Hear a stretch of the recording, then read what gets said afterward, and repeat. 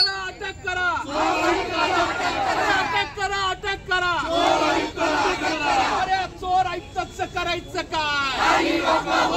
अरे माझी चोर आयुक्तच करायचं काय? अरे माझी महापालिका आयुक्ताच्या पाठीशी राहणाऱ्या प्रशासनाचा, अरे माझी चोर पालिका आयुक्ताच्या पाठीशी उभा राहणाऱ्या प्रशासनाचा. ज्या पद्धतीने माजी आयुक्ताची पाठराखण करण्यासाठी हिरवळीवर सगळे अधिकारी आले आणि त्यांनी खालच्या भाषेमध्ये लोकप्रतिनिधींना बोललं. एक सिटी इंजिनियर प्रशांत वाघमारे साहेब ते म्हणले या पिल्लावळांना आता रोखलं गेलं पाहिजे.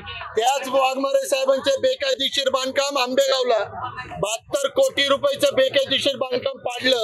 लोक घरी गेल्यावर तेव्हा बांधलं. यासाठी आयुक्त काय करणार आहेत का? ही पिल्लावळ कधी थांबवणार आहे? त्याचबरोबर दुसरे एक अधिकारी होते माधव जगताप, ते म्हणतात की बांगड्या घातल्या नाहीत तर मग तुम्हाला टॅक्स वरनं तुमची बदली का करण्यात आली याचा खुलासा करा.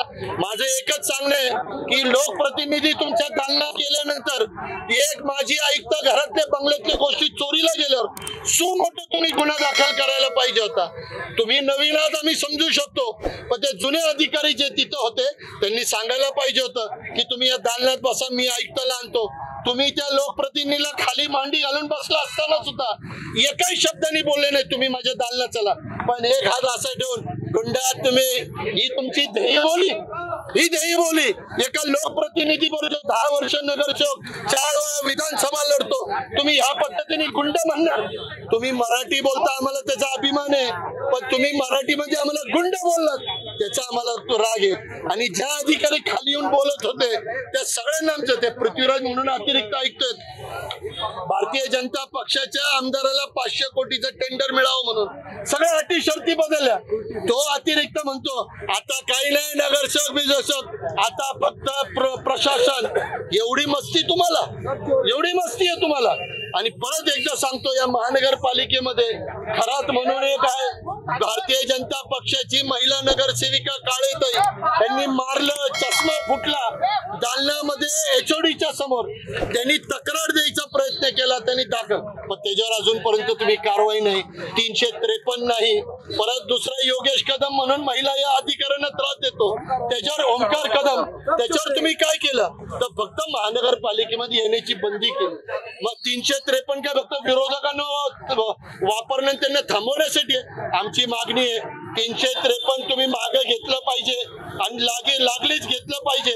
आणि पुढचं जे काही बिल्डिंग मधलं चोरी गेली असेल त्यात जे दोषी असेल त्याच्यावर गुन्हा दाखल केला. हे आमच्या करदात्याचे पैसे आहेत, तुम्ही काही घरनं आणलेले नाहीयेत. करदात्याच्या पैशाचा हिशोब तुम्हाला द्यावा लागेल. 31 मेला या महापालिकेचे माजी आयुक्त राजेंद्र भोसले रिटायर झाले. मागील 2 महिन्यापूर्वी 31 मेला महापालिकेचे तत्कालीन आयुक्त राजेंद्र भोसले रिटायर झाले. जाताना त्यांच्याकडे 1-1.5 महिना पालिका आयुक्तांचा अर्थात या शहराचा महानगरपालिकेच्या मालकीचा बंगला होता.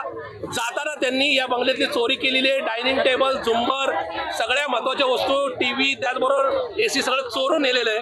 ती चोरी काल सगळ्या एकूणच माध्यमांनी पुढे आणली. त्या चोरीचा जाब विचार न करता मनसेचे कार्यकर्ते त्या ठिकाणी गेले.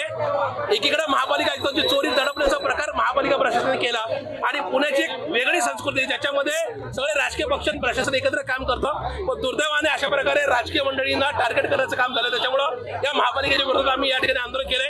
राजेंद्र भोसलेवर गुन्हा दाखल करण्यात यावा आणि किशोर शिंदे आणि बाकीच्या मंडळींच्या ज्या पद्धतीने चुकीच्या पद्धतीने गुन्हे दाखल झाले आहेत त्याबद्दल पुणेकरांची माफी मागावी ही आमची विनंती आहे. आणि त्या भोसलेला काय कमी पडलं असेल तर हे कमोड, बेसिन आणि नळ आम्ही द्यायला आलोय. भोसलेने टेबल चोरून न्यावं ही सुद्धा आमची त्यांना सूचना राहील. गुन्हे दाखल होत असतील तर आम्ही काय त्यात थांबवत नाही, पण अशा पद्धतीने लोकप्रतिनिधीवर गुन्हे दाखल होणे चुकीचे आहे. त्यांनी त्यांचं हे डायव्हर्शन करायला बघितलं. ज्या माजी आयुक्तांच्या घरात हा प्रकार झाला त्याच्यावर सुमोटो त्यांनी गुन्हा दाखल केला पाहिजे होता. तो केला तर विषयाचा अधिकार आहे आम्हाला. तो विचारण्यासाठी गेल्यानंतर बोलता त्यांनी म्हणजे आयुक्तांनी आता मला त्यांच्याकडे मी चुकी झालेली ते बोलताना आणि हे करत असताना त्यांनी जे गुन्हे दाखल करताना काल त्यांनी त्या पद्धतीने एक वागले हे पुण्याला सोडणार नाहीये. हे पुणेकर आहेत आणि पुणेकर प्रश्न विचारणार ना. पुणेकरांनी आम्हाला लोकप्रतिनिधी म्हणून केलेले आम्ही प्रश्न विचारणार आहे. तुम्ही आम्हाला थांबवू शकत नाही. आम्हाला त्यांना सांगायचंय की आज पुणे शहरातील सर्व पक्षातील पदाधिकारी या ठिकाणी जमा आहेत. सर्व पुणेकर म्हणून आम्ही या ठिकाणी आलोय. एका माजी नगरसेवकावर एका लोकप्रतिनिधी तुम्ही गुन्हा दाखल करत असाल, 353 दाखल असाल तर आम्ही सगळे पक्ष म्हणून मागणी करू की ज्यांनी या महानगरपालिकेत भ्रष्टाचार केलाय, ज्यांनी त्या सगळ्यांवर गुन्हे दाखल झाले पाहिजे आणि त्यांच्यावर 420 गुन्हे दाखल झाले पाहिजे आणि जे गुन्हे दाखल करण्यासाठी आम्ही वारंवार आंदोलन करू, आम्ही यांची प्रकरणं बाहेर काढू. आता अरविंद शिंदेनी 2-3 प्रकरणं तुम्हाला सांगितलेली आहेत, त्यांच्यावर सुद्धा आम्ही मागणी करू. ज्या थाटात ते इथे येऊन बोलतात, लॉनवरची सभा घेतात आणि त्या पद्धतीने बोलतात, एका दुसऱ्या तांदळासारखे नाहीयेत. त्यांनी खूप केले. महाराष्ट्र नवनिर्माण सेना हे कधीशी गावलेला आमच्यावर एकच काय 10 गुन्हे झाले तरी चालतील, परंतु आयुक्त असो प्रशासन असो त्यांना आम्ही नागरिकांच्या कामासाठी जागा होण्यासाठी सदैव प्रयत्न करणार. पाठीशी घालण्यासाठी असंख्य चोर जमा झाले आणि ह्या चोरांच्या पाठीमागे मेन चोर जे आहेत, जे कमिशनर राम वास्तविक पाहता त्यांना 2 महिन्यापूर्वी आलेले आहेत, त्यांना माहितीच नाही त्या बंगल्यामध्ये काय काय. ज्या भवन रचनेनी ही सगळी जबाबदारी घेतलेली आहे, वास्तविक पाहता त्यांच्यावरती गुन्हा दाखल केला पाहिजे आणि या कमिशनरनी सुमोटो गुन्हा दाखल करायला सांगितलं पाहिजे. कारण करोड रुपये जमा झालेलं 20 लाखाचं सामान हे ज्या कमिशनरनी चोरून दिलेलं आहे त्याच्यावरती गुन्हा दाखल करावा ही आमची मागणी आहे.